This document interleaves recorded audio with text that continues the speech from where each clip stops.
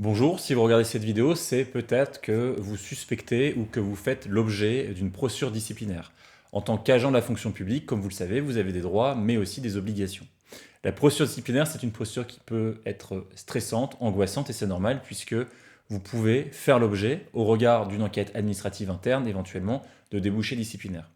Qu'il s'agisse de la fonction publique territoriale, hospitalière ou étatique, la procédure est peu ou prou la même.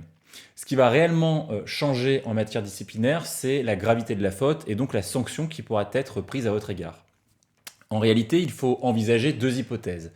Soit vous avez commis une faute de moindre gravité, exemple un avertissement ou un blâme, soit vous avez commis des fautes d'une plus grande gravité qui se chiffrent en exclusion de plusieurs jours, plusieurs semaines, plusieurs mois, voire plusieurs années, jusqu'à la révocation. Et dans ce cas-là, vous allez faire l'objet d'une procédure disciplinaire plus importante avec la saisine impérative d'un conseil de discipline. Si vous avez fait l'objet d'une petite faute, vous ferez l'objet d'un avertissement ou d'un blâme, simplement dans le cadre d'un courrier recommandé avec accusé-réception, c'est-à-dire un simple courrier peut permettre à votre employeur de vous sanctionner. Cette sanction disciplinaire sera inscrite bien entendu à votre dossier individuel, mais il n'y a pas véritablement parlé de procédure contradictoire. C'est-à-dire que votre employeur, votre administration estime que vous avez commis une faute, elle vous envoie un courrier recommandé qui vous sanctionne.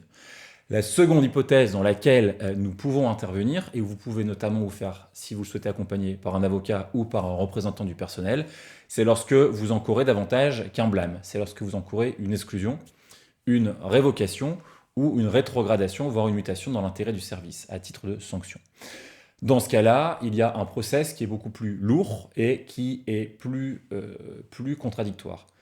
Si votre employeur estime que vous avez commis une faute ou des faits susceptibles de constituer une faute disciplinaire, dans un premier temps, il y a ce qu'on appelle une enquête administrative interne. Vous n'en êtes pas forcément informé, mais cette enquête administrative interne, c'est simplement que votre employeur va auditionner le ou les témoins des faits susceptibles de commettre de constituer une faute disciplinaire.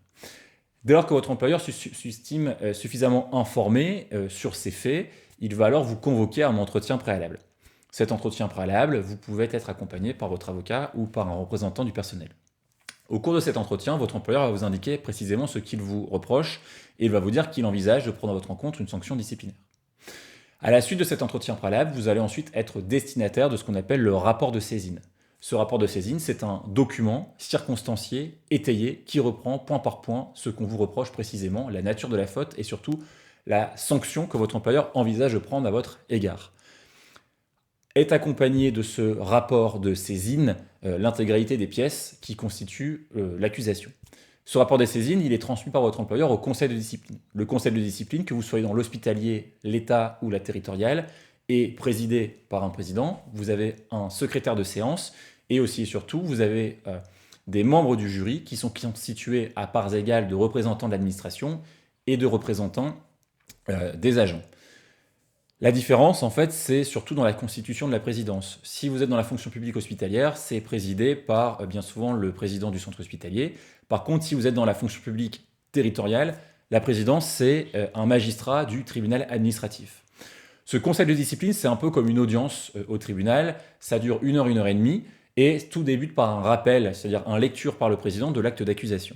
Ensuite, la parole est donnée à l'administration qui peut ajouter des points ou des précisions. Et ensuite, c'est vous qui avez la parole accompagné de votre avocat ou du représentant, de votre représentant que vous aurez choisi et désigné.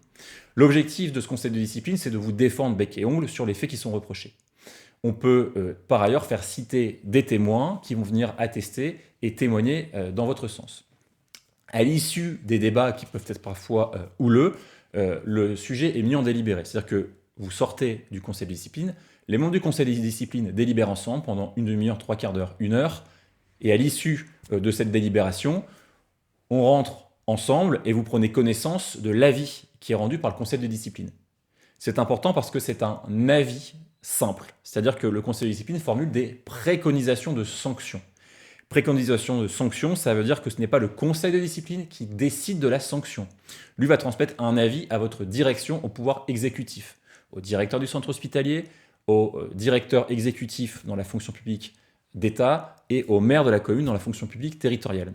Ce qui veut dire que c'est toujours le pouvoir hiérarchique qui garde le dernier mot. Exemple, le conseil de discipline peut très bien dire que les faits ne sont pas constituées et le pouvoir exécutif peut très bien quand même vous notifier une décision de sanction, ce qui arrive quand même assez régulièrement. Ce qui acte réellement le début du contentieux disciplinaire, c'est lorsque vous allez être destinataire de l'arrêté de sanction disciplinaire. L'arrêté de sanction disciplinaire, c'est un acte administratif qui est exécutoire, et cet arrêté de sanction disciplinaire, par exemple rétrogradation, révocation ou exclusion, va vous être remis par courrier recommandé avec accusé-réception.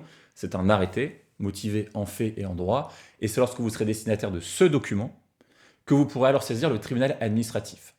Vous pourrez saisir le tribunal administratif d'un recours en excès de pouvoir, c'est pour obtenir l'annulation de la décision disciplinaire, mais également, vous pourrez saisir le tribunal administratif d'un recours en référé suspension, c'est pour obtenir une suspension conservatoire de la sanction disciplinaire. Pourquoi? Parce que le recours en excès de pouvoir est jugé en général sous 18 mois. Donc admettons, si vous êtes révoqué, vous n'allez pas attendre 18 mois d'avoir la décision, puisque pendant 18 mois, vous n'avez plus de traitement. Vous quittez les effectifs de la fonction publique. Le référé suspension, ça permet d'avoir une décision provisoire et d'annuler provisoirement, de suspendre la décision dans l'attente du jugement à intervenir. Si vous voulez obtenir davantage d'informations sur le recours en excès de pouvoir, le référé suspension, je vous invite à prendre connaissance sur la chaîne YouTube du cabinet des 2 podcasts qui ont été réalisés à ce sujet, que vous pouvez également retrouver sur Spotify, Google Podcast ou Deezer, ou encore iTunes. Pour obtenir davantage d'informations, parce que cette petite vidéo est extrêmement succincte, mais si vous voulez vous défendre seul dans le cadre d'un conseil de discipline, là également, vous pouvez retrouver le podcast réalisé à cet effet, comment préparer au mieux et comment se défendre dans un conseil de discipline dans la fonction publique. Voilà pour ces quelques explications. N'hésitez pas à me contacter ou à contacter mon équipe si vous souhaitez obtenir davantage d'informations ou être assisté dans le cadre d'un conseil de discipline de la fonction publique. Pour le reste, je vous souhaite bonne continuation. À très bientôt. Merci.